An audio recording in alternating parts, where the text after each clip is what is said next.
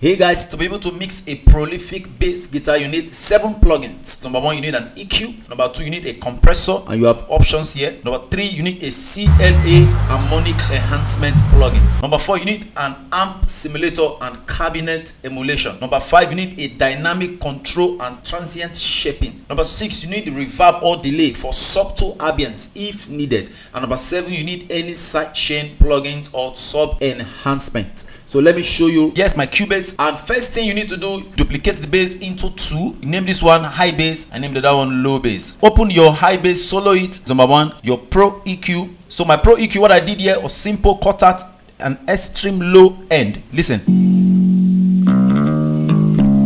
So that you can get that bite and that high end. Number 2, your CLA compressor. As you can see, you just control your peak reduction a little. Number 3, you need your arrow bass, whether mono or stereo. You just have to control your intensity and your frequency to get a better sound. Number 4, you need a VST bass amp. Yes, with that.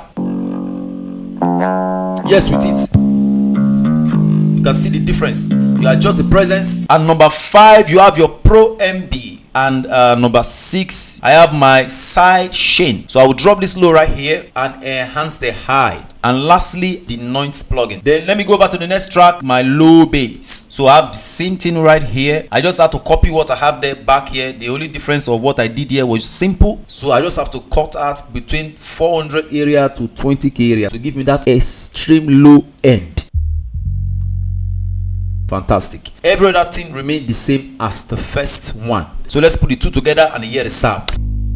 Fantastic. You can hear both the high and the low.